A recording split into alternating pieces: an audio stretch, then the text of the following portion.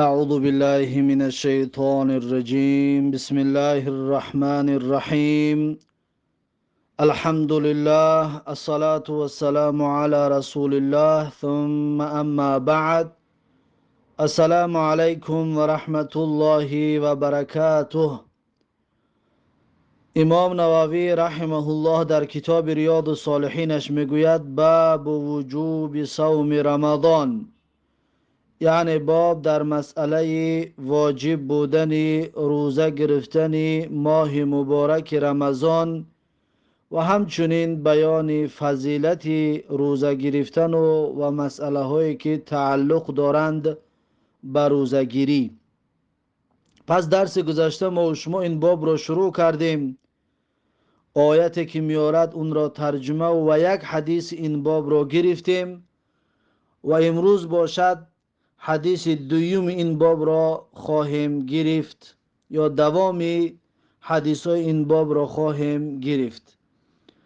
امام نووی رحمه الله در زیر حدیث 1215 کتاب ریاض الصالحینش میگوید و عنه ان رسول الله صلی الله علیه و سلم قال، یعنی که از ابو هریره رضی الله عنه روایت است، هر آن رسول الله صلی الله علیه و سلم گفتند من انفق زوجین فی سبیل الله نودی من ابواب الجنه، یعنی هر کسی که صدقه بدهد زوجینی یعنی جفت از هر یک چیز در راه فی سبیل الله در راه الله، نودی من ابواب الجنتی فریاد کرده می شود از درهای جنت. یعنی هر کسی که صدقه بدهد جفت از هر یک چیز، یعنی که صدقه زیاد بدهد. مقصد از جفت گفتن بسیار صدقه دادن است، یعنی صدقه بر دوام داشته باشد. یا میتونیم بگیم هر کسی که صدقه بدهد جفت از هر یک چیز، مثلا گاو صدقه میکند جفت باشد، گوسفند صدقه میکند جفت باشد، سم صدقه میکند جفت باشد، نان صدقه میکند جفت باشد، هر چیزی که صدقه میکند جفت باشد. هر دی معناها موافقت میکند، اما معنای اول که صدقه اش بر دوام باشد، صدقه بر دوام داشته باشد، نودی من ابواب الجنتی فریاد کرده می شود از درهای جنت. یا عبداللهی، از درهای جنت فرمود که ای بنده الله، مقصد همین صدقه کننده، ای بنده الله، هذا خیرون، یعنی این نتیجه کار خیری که تو انجام دادی همان است. این هذا خیرون یعنی این نتیجه کار خیری که تو انجام دادی همان است. نتیجه کار خیر یعنی چی؟ یعنی در دنیا بر دوام صدقه میدادی. پس پیغمبر صلی الله علیه و سلم میگوید فمن کان من اهل الصلاة دعی من باب الصلاة. اکنون در توضیح و تفصیل میگذرد رسول الله صلی الله علیه و سلم میگوید فمن کان من اهل الصلاة، یعنی هر کسی که از اهل نماز باشد، یعنی بسیار نماز خواننده، نمازی فرضی را بخواند، نمازهای سنتی را بخواند، نمازهای نافله داشته باشد، نمازی قیام لیل داشته باشد، نمازی تحیه مسجد و بعد از طهارت و نمازی ضحی و نمازی چاشت، اینها را که هر کسی که داشته باشد این انسان را میگن اهل صلات. یعنی هر کسی که اهل صلات باشد دعی من باب الصلاة، فریاد کرده می شده است از دری جنت. دری بوده است در جنت، نامش باب الصلاة است، یعنی از باب نماز این انسانهای نمازخوانی بسیار نمازخوان رو فریاد می کرده اند. و من کان من اهل الجهاد دعی من باب الجهاد، و هر کسی اهل جهاد باشد، بسیار جهاد کننده باشد، دعی من باب الجهاد فریاد کرده می شود از در جهاد. ای باب جهاد، از در جهاد این انسان فریاد کرده می شده است. و من کان من اهل الصیام دعی من باب الریان. و هر کسی که اهل صیام باشد، یعنی بسیار روزه گیرنده باشد، روزه فرضی و روزه سنتی و روزه پنجشنبه و دوشنبه و روزهای بین ماه، ایام البیض، 13 14 15 هر ماه، و یا روزگیر باشد، یعنی بسیار روزه میگرفتگی انسان باشد، دعی من باب الریانی، فریاد کرده میشده از این انسان از در ریان. از در ریان این انسان را فریاد میکردن. در ریان یعنی چی؟ ریان معناش تر و تازه، یا ریان یعنی پر آب، جایی که پر از آب است. ببینید بابی که انسان روزدار فریاد کرده می شود بسیار موافق است با روزه گیرنده، که انسان روزه که میگیرد تشنه میماند، احتیاج به آب دارد، کامش قاق می شود. این انسان را الله سبحانه و تعالی از در ریان فریاد میکردند. از در ریان یعنی از در تر و تازه و از در پرآب و سیرآب، الله سبحانه و تعالی این را فریاد میکرده است که در دنیا در گرمی ها تشنه موندی ای انسان، اکنون بیا داخل جنت شو از این در پرآب، از در ریان. و من کان من اهل الصدقه دعی من باب الصدقه. یعنی هر کسی که از اهل صدقه باشد، یعنی بسیار صدقه دهنده باشد، دعی من باب الصدقه، پس فریاد کرده می شده است این انسان از در صدقه. ببینید هر انسانی که هر عمل را زیاد انجام میدادگی باشد، در روز قیامت الله سبحانه و تعالی اون انسان از همون در خودش فریاد میکرده است. از همون در الله سبحانه و تعالی که از همون در فریاد کرده می شود این انسانی که در دنیا اون کار را زیاد انجام میداد. قال، اکنون پیغمبر صلی الله علیه و سلم این سخن را که گفت، قال ابو بکر رضی الله عنه، حضرت ابو بکر رضی الله عنه گفتند که بی ابی انت و امی یا رسول الله، گفت فدایت باد پدر و مادرم ای رسول الله، پدر و مادرم فدایت ای رسول الله، ما علی من دعی من تلك الابواب من ضرورت، گفت که ای رسول الله مشکلی نیست کسی که فریاد کرده شود از اون بابها یگان ضرر به اون انسان دیگر نمیرسد. یعنی که یک انسان را بسیار نمازخوان باشد از در جنت فریادش کند خوب داخل جنت شد، یک انسان بسیار جهاد کن از در جهاد فریاد کرد داخل جنت شد، یک انسان روزگیر بسیار روزه گرفت از در ریان فریاد کرد داخل جنت شد، انسان صدقه کننده از باب صدقه فریادش کرد از در صدقه فریادش کردن داخل جنت شد، هیچ ضرری نیست، خب داخل جنت شد. فهل یدعا احد من تلك الابواب كلها، اکنون پیغمبر پرسید که آیا فریاد کردن می شود کسی از همه این درها، این آیا کسی هست که از همه همین درها فریادش بکنن؟ آیا همین طور شخص هست؟ قال، پیغمبر صلی الله علیه و سلم گفت که و ارجو ان تکون منهم، یعنی امیدوار هستم که تو از همون جمله باشه ای ابوبکر. یعنی ابوبکر رضی الله عنه کسی هست که در روز قیامت همه درهای جنت، 8 دری جنت، ابوبکر رضی الله عنه رو فریاد میکنن که ای ابوبکر بیا از اینجا و داخل جنت شو. ببینید این فضیلت ابوبکر رضی الله عنه است. همچنین اینجا یعنی فضیلت روزگیری که انسان بسیار روزگیر را از در ریان، یعنی از در تر و تازه و سیراب و پراب فریاد میکردن به سوی جنت. این حدیث متفق علیه است. این بود حدیث 1215 همین کتاب ریاض الصالحین. بعد از این حدیث 1216 همین کتاب ریاض الصالحین که امام نووی رحمه الله میگوید وعن سهل بن سعد رضی الله عنه عن النبي صلی الله علیه و سلم قال، یعنی از سهل بن سعد رضی الله عنه روایت است از پیغمبر صلی الله علیه و سلم که رسول الله صلی الله علیه و سلم گفتند این فی الجنة بابا یقال له ریان، یعنی گفت هر آینه در جنت دری هست که آن در را در ریان میگویند، یعنی دری تر و تازه و دری پرآب، سیرآب. یدخل منه الصائمون یوم القیامتی، یعنی می درآیند از همین در روزدارها در روز قیامت، یعنی داخل جنت می شوند از همین در انسان هایی که روزدار هستند، روزگیر هستند در این دنیا. لا يدخل منه احد غیرهم، پیغمبر صلی الله علیه و سلم گفت که نمی درآید از همین در ریان کسی غیر انسان های روزدار، یعنی فقط انسان های روزدار است که از در ریان داخل جنت پرناز و نعمت می شوند.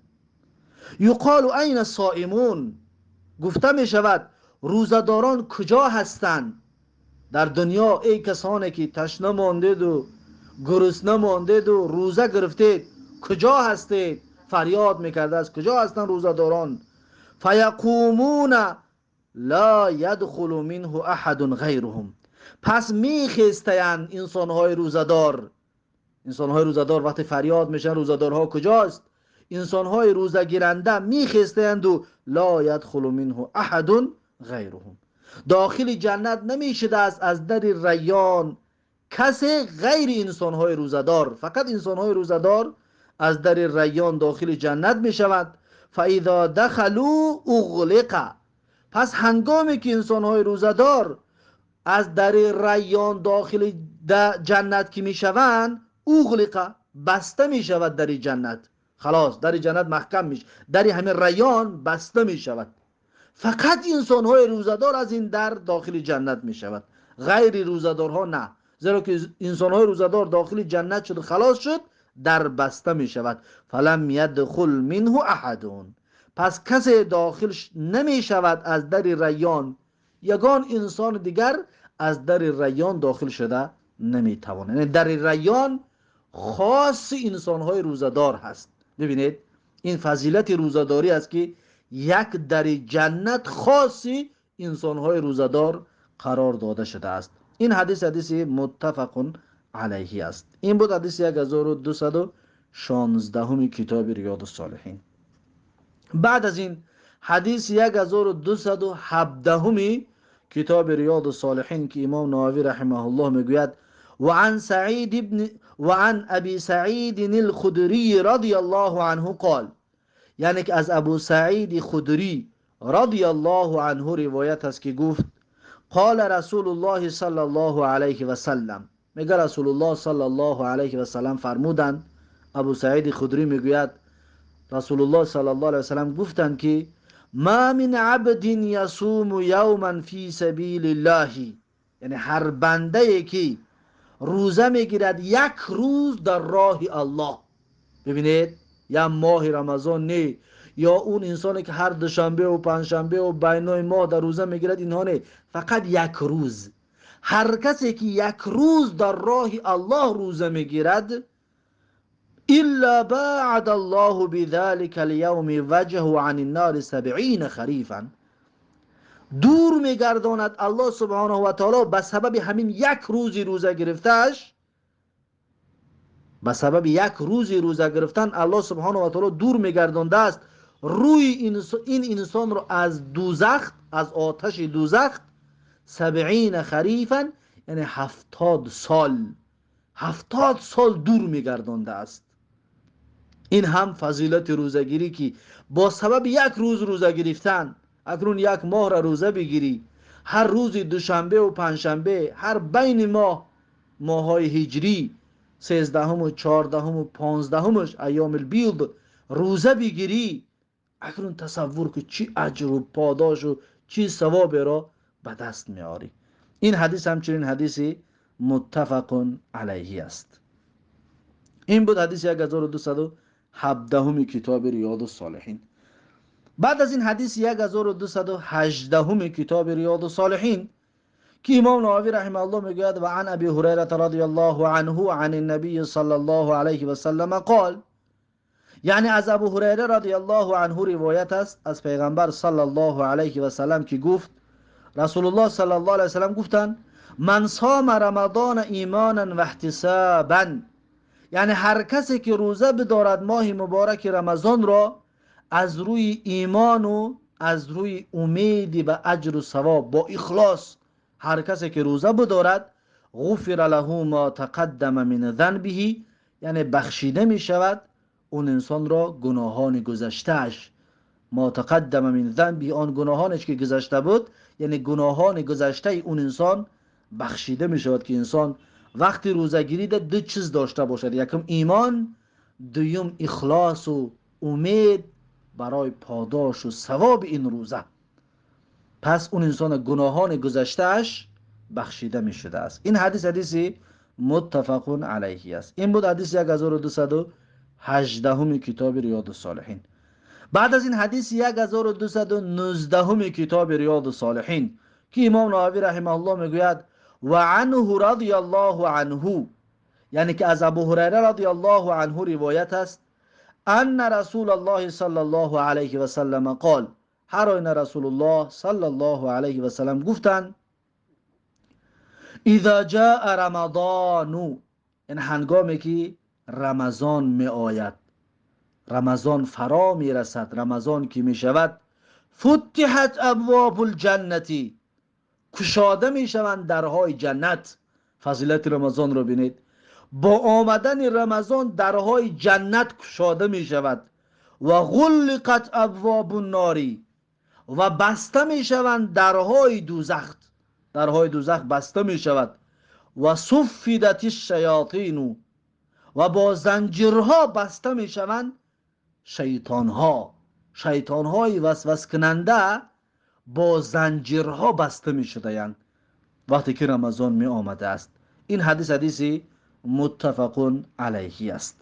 یعنی در این حدیث پیغمبر صلی الله علیه و سلم همچنین فضیلت رمضان رو که با آمدن رمضان برای اهل ایمان کشاده می شود درهای جنت، نه برای منافق و فاسق و کافر و ظالم، نه، برای اهل ایمان درهای جنت کشاده می شود. و درهای جنت، درهای دوزخ بسته می شود همچنین برای اهل ایمان. اما منافق و فاسق و کافر و ظالم اگر در رمضان هم که بمیرد داخل دوزخ می شود. اما این فضیلت در ماه مبارک رمضان برای اهل ایمان است، برای اهل ایمان می باشد. و صفدت الشیاطین، یعنی با زنجیرها همچنین شیطان ها بسته می شوند. دیگر شیطان های وسوسه کننده که بود اون شیطان ها بسته می شود. پس انسان دلش می کشد به یگان کاره، این را میگن که هوا و هوس، یعنی انسان را هوا و هوسش همچنین بر راه بد میبرد. چطوری که شیطان انسان را از راه حق و سالم و درست برای نادرست میبرد، همچنین هوا و هوس انسان هم یکی از وسوسه کننده های انسان است که از راه سالم و درست بیرون میبردش. این بود حدیث 1219 کتاب ریاض الصالحین. بعد از این حدیث 1220 کتاب ریاض الصالحین که امام نووی رحمه الله میگوید و عنه، یعنی از ابو هریره رضی الله عنه روایت است: ان رسول الله صلی الله علیه و سلم قال، هر آن میگه رسول الله صلی الله علیه و سلم گفتند: صوموا لرؤیته، یعنی روزه بگیرید با دیدن ماه مبارک رمضان. پس با این حدیث ها ماه مبارک رمضان رو پیش اعلان کردن، از پیش بگوی که فلان روز حتما ماه رمضان است، این نادرست است. زیرا که رسول الله نگفت که تعیین کنید ماه مبارک رمضان رو، بلکه گفت که صوموا لرؤیته، یعنی روزه بگیرید با دیدن ماه مبارک رمضان. ماه را دیدی، روزه رمضان شروع بکن. و افطروا لرؤیته، و عید بکنید، یعنی افطار بکنید، یعنی عید بکنید با دیدن ماه شوال. ماه مبارک رمضان خلاص که شد، بعد رمضان ماه شوال است. پس ماه شوال که برآمد شما عید بکنید، یعنی روزتون رو به آخر برسانید.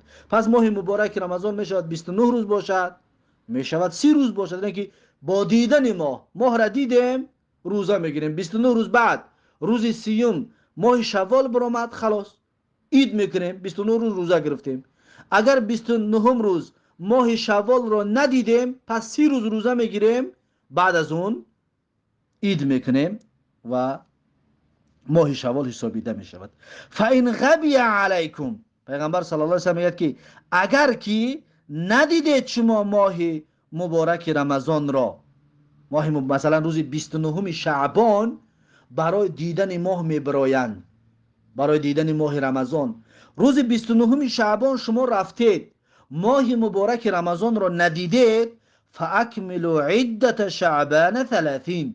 پیغمبر صلی الله علیه و سلم میگه که پس پره بکنید شماریدن شعبان را 30 روز، یعنی ماه شعبان را 30 روز بشمارید. مثلا روز 29 شعبان برای دیدن ماه برآمدند، دیدن هوا ابر شد ماه را ندیدن، یا برآمدند و هوا صاف بود و ماه رمضان رو ندیدن، پس در این صورت ماه مبارک شعبان پره کرده میشه، یعنی 30 روز بعد از اون ماه مبارک رمضان می درآید و روزگیری شروع می شود و ماه رمضان هست.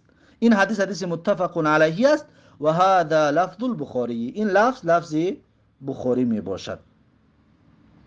و فی روایت مسلمین، اما در روایت مسلم آمدگی است که فإن غم علیکم، یعنی اگر مانعه پیدا شد برای دیدن ماه شوال، یعنی که ماه رمضان رو 29 روز شما روزه گرفتید، اکنون روز 29 برای دیدن ماه شوال برآمدید، غم علیکم یعنی ابر شد شما ندیدید، مانعه پیدا شد که شما ماه شوال رو که ندیدید، فصوموا 30 یوما، پس روزه بگیرید. پیغمبر میگه 30 روز، یعنی 29 روز نه و 30 روز شما روزه بگیرید، یعنی ماه مبارک رمضان رو پره بکنید. اگر که روز 29 شما برای 29 رمضان برای دیدن ماه رفتید و ماه رو ندیدید، پس شما ماه رمضان رو 30 روز بکنید و بعد از اون ماه شوال میدراید و عید بکنید و افطروا و افطار بکنید، دیگر روزه نگیرید. این بود آخرین حدیثی این باب، حدیث 1220 کتاب ریاض الصالحین از باب وجوب صوم رمضان، یعنی که واجب بودن روزه گرفتن ماه رمضان. این بود آخرین حدیثش. با همین این باب به آخر رسید. باب نو شروع می شود. باب نو در مسئله باب ندب الجود و فعل المعروف و الاکثار من الخیر، یعنی که باب در مسئله انسان باید بسیار سخاوتمند باشد و انجام دادن المعروف، کارهای نیک. انسان باید کارهای نیک را انجام بتید و الاکثار من الخیر، و کار خیر انسان باید بسیار انجام بتید فی شهر رمضان، در ماه مبارک رمضان، و زیادت من ذلك فی العشر الاواخر منه، و مخصوصا در دهه آخر ماه مبارک رمضان باید انسان سخاوتمند و کارهای نیک و کارهای خیر را زیاد انجام بدهد. این باب در این مسئله صحبت میکند. این باب رو انشاءالله درسی آینده خواهیم گرفت. پس این بود درس امروزمون. با همین درس امروزه رو به پایان میرسانم تا درس آینده. الله حافظ و مددگار. بارک الله فیکم و جزاکم الله خیرا و السلام علیکم و رحمت الله و برکاته.